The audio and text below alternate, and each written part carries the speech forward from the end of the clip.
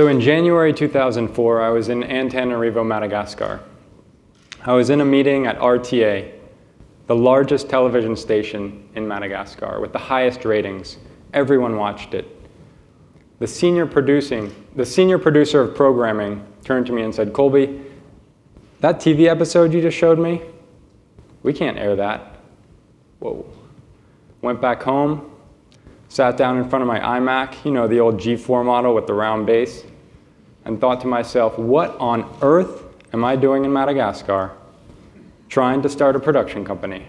I didn't go to film school, I don't have a business degree, and in a few short months, my cousin Jack and my wife Ann are going to be joining me to start Digital Development Communication, a production company making videos.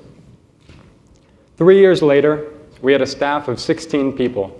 Malagasy, French, American, producers, directors, editors, graphic designers. We were working for the World Bank, USAID, Wildlife Conservation Society, traveling all over Madagascar to Kenya, Egypt, Namibia, the Comoros. During the spring of 2007, my father came to visit. And we were upstairs one evening, brushing our teeth in the bathroom. And he turned to me and he said, "Colby, how did you guys pull this off? Where did you learn how to manage a production company? You got a great staff, you're working on cool projects, traveling. You know, where did this all come from?" And at the time, I struggled to answer the question. But 5 years later, I know that it has a lot to do with mindset. And being in a mindset to find opportunities in places, find opportunities in people, and find opportunities in experiences. I was born in West Africa. In 1972, my parents moved to Benin, a tiny country to the west of Nigeria. They ended up staying there for 18 years. When I was born in 1980, they would take me all over the country. They were constantly engaged in communities. I would play soccer with the village kids, brush my teeth in front of the mud huts, and definitely drink the water. In 1990, we moved back to the United States, but then only 6 years later, in 1996, we were off to Madagascar, this time for the first time. I was 16 years old, and at an age when most American teenagers are thinking about getting their learner's permit, studying for the PSATs, or going out on a first date, I was being uprooted and transplanted into a totally new culture. But I got to make new friends, I visited new places, and had amazing new experiences. Being in Madagascar redefined an aspect of my identity that was fading as I was an adolescent in the United States. When I went off to college, I would introduce myself as being from Madagascar. And during those 4 years, I developed an identity. I am American because my parents are American. I am African because I was born in Africa. But I'm a world citizen because I'm willing to move anywhere in the world and make that place my home. I studied international development in college, and my cousin Jack studied film. So during the summer of 2003, after I graduated, we decided, let's go to Madagascar, we'll make a documentary for a local Malagasy NGO.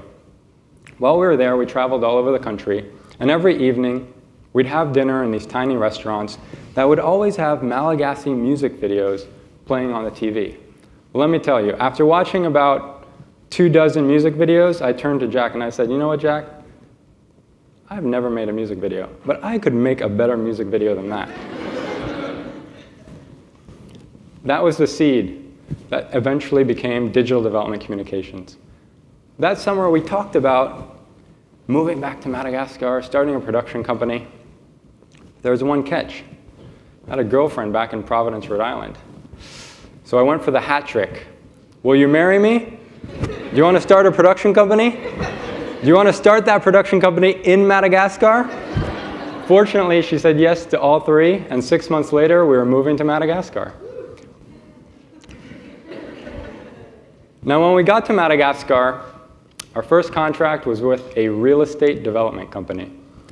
And let me tell you, as much as I relished the opportunity to film the interior of office buildings and apartment complexes, I'd come there to see the island. But we were a startup, we were young. You know, we didn't have the cash flow to hire experienced camera operators and editors. So we decided, let's hire a couple of eager young guys who want to shoot and edit. We'll train them how to use the cameras, we'll train them how to use the software, and see what they can do. So we ended up hiring Joël, Jani, and Yanj. And within a few short months, they were shooting and editing the shows themselves. This freed me up so that I could go market our services to other clients, work on the projects we really wanted to work on. Sure enough, we started to sign contracts that allowed our teams to travel across Madagascar. As we got more contracts, we needed to hire more staff.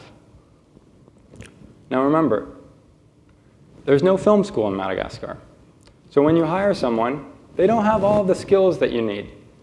But as a team, we had the mindset that we're going to work together and we're going to be able to teach each other how to do the things we need to do to make a good video. Hey, I hadn't even been to film school, so I needed to learn how to shoot and edit. And I would learn from other guys who had more experience doing that.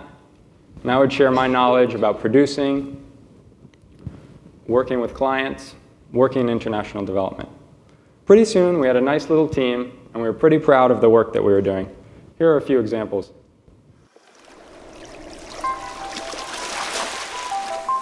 Madagascar has been called the 8th continent. Nowhere else can you find such diversity of life in one country.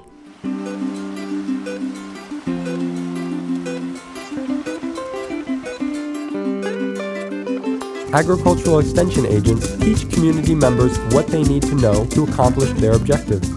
Community animators and mass media reinforce these messages.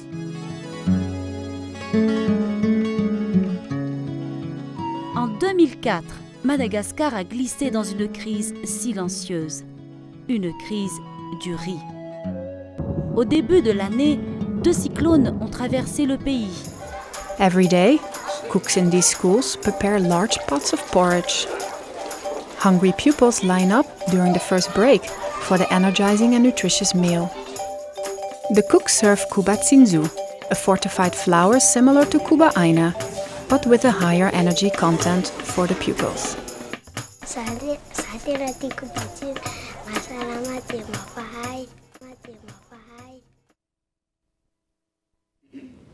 So after producing that type of work, we were feeling pretty good about ourselves. You know, we were like, we're the best production company in Madagascar.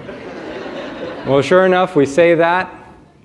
A few weeks later, we're watching TV, and there's a new music video that comes on. We're like, whoa, those guys must be from Reunion, maybe South Africa. Was that a production team from France? But we knew there was some competition out there. As we continued to work on more contracts, we had filmmakers that would hear about the company and give me a call and say, you know, I'm interested in working with digital development communications. One of those guys was a young filmmaker named Radu Andriamanisa. Like everyone, I talked to him on the phone. I said, come on over, bring your reel. We'd love to check out your work. Well, sure enough, he shows up, sticks that DVD into the DVD player, pushes play, and what comes on? It's the music video that had blown us away just a few weeks earlier. Radu immediately joined the team. And several months later, one of his childhood friends and another young filmmaker, Mamiasna Raminsua, joined the team. These two guys, no holds bar, best filmmakers in Madagascar. They took the standard of quality for a DDC film and tripled it. Pretty soon, we had a creative lab where we weren't just focusing on increasing the quality of the work that we were producing for clients, but we were also a home base for international filmmakers who wanted to work in Madagascar. Americans, guys from France, people from Portugal. They would come and collaborate with our Malagasy staff to make short films, music videos, video podcasts, documentaries. And we were really reaching our creative potential. The staff continued to grow. Here's a couple examples of the work that we were producing.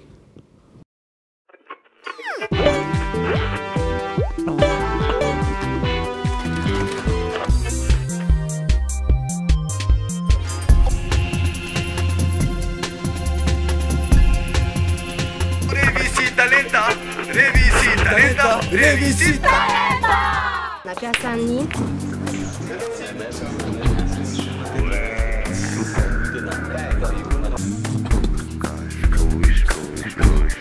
Aua.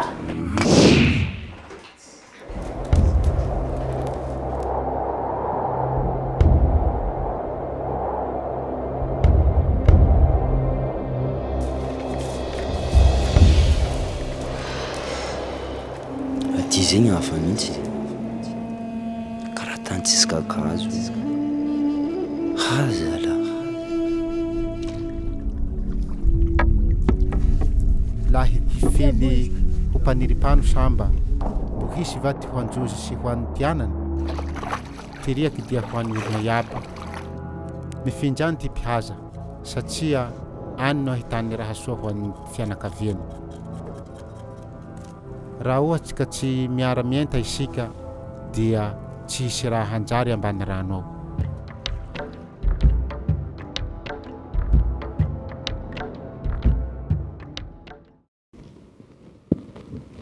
We were working on the projects that we wanted to work on, winning awards, but there were a lot of challenges.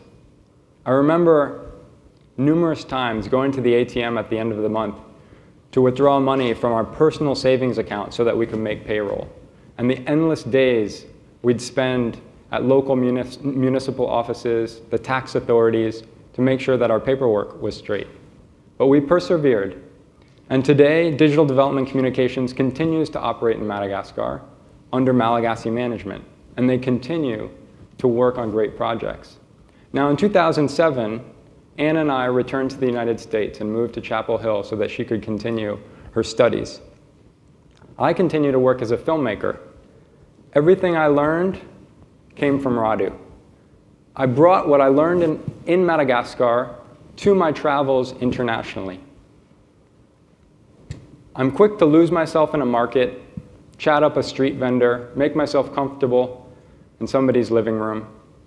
I'm there to take images, but I bring respect. Because the ordinary actions and events that make up people's lives matter to me. It is capturing these ordinary events that become extraordinary when all of the diverse images are woven together.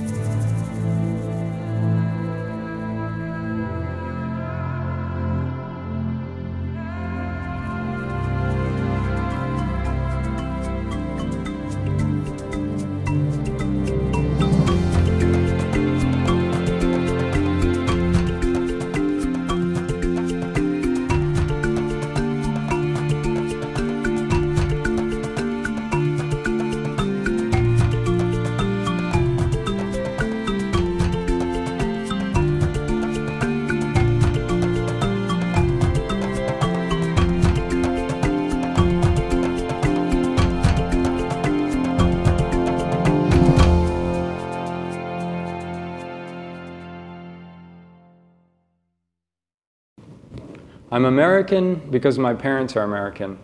I'm African because I was born in Africa. And I'm a world citizen because I'm willing to move anywhere in the world and make that place my home. The big picture is that the world needs more world citizens. We need people who find opportunities in new places, who see opportunities in new people, and want to create opportunities for themselves by creating opportunities for other people. If you have a crazy idea and it involves moving to a totally foreign country, do it. Because there are people out there that want to work with you. There are people out there that want to support you. And I guarantee you will never regret it, because it will transform your life. Thank you.